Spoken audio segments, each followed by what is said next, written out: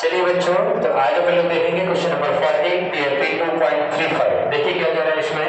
An experiment show that the frequency of a turning fork depends upon the length. देखिए फिर depends है क्या, किसके ऊपर डिपेंड कर रहा है, length, the from of the density and young modulus of it material from the dimensional consideration find the possible relation from the for the frequency of a turning fork. ठीक है ना, रिलेशन बताना है, कोई issue नहीं है। Frequency का relation अपन लोगों को बताना है। तो देखिए क्या होता है, फ्रीक्वेंसी के लिए देखिए ये क्या हो जाएगा, फ्रीक्वेंसी किसके डायरेक्टली प्रोपोर्शनल होगी अपना। यहाँ पर क्या क्या दे रहा है, यहाँ पर length and density and young models. ठीक है ना, ABC। ठीक है ना, चलिए इसको सॉल्व कर देते हैं।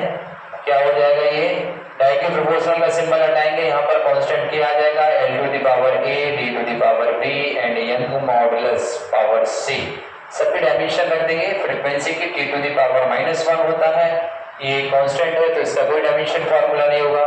L के लिए देखिए L to the power A, density है तो M L to the power -3 whole power B, और ये यंग मॉडुलस है तो इसका होगा M L to the power -1 T to the power -2 whole power C।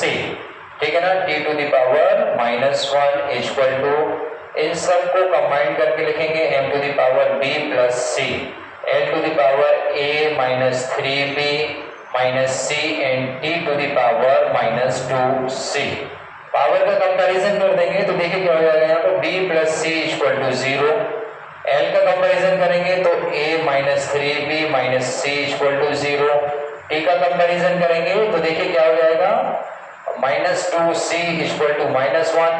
C की वैल्यू बेटा यहाँ पे 1/2 आ जाएगी।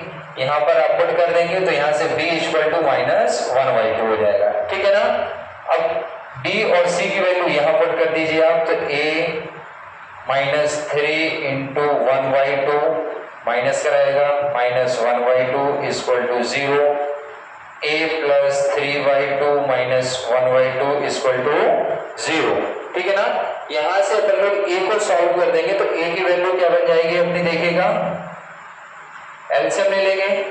ठीक है ना, क्या हो जाएगा, 2A plus 3 -1/2 equal to 0, 2A plus 3 -1 equal to 0 और 2A plus 2 equal to 0, 2A equal to -2, A equal to -1।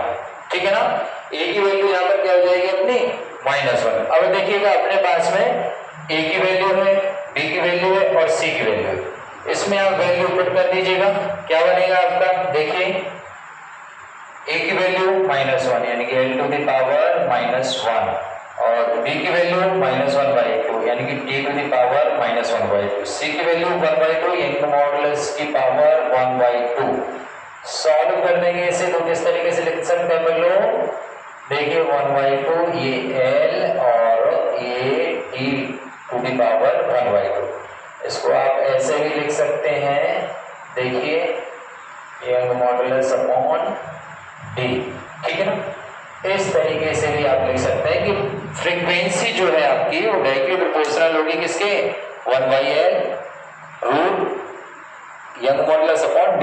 इसको आप चाहें तो इस तरीके से भी लिख सकते हैं N equal to K upon L, क्योंकि डायरेक्टली प्रोपोर्शनल सिंबल हटाएंगे ना तो K कांस्टेंट आ जाएगा, तो इसको इस तरीके से भी लिख सकते हैं। ठीक है ना, जिसमें आप कंफर्टेबल हो आप लिख सकते हैं, ये भी तरीका ठीक है, ये भी तरीका ठीक है।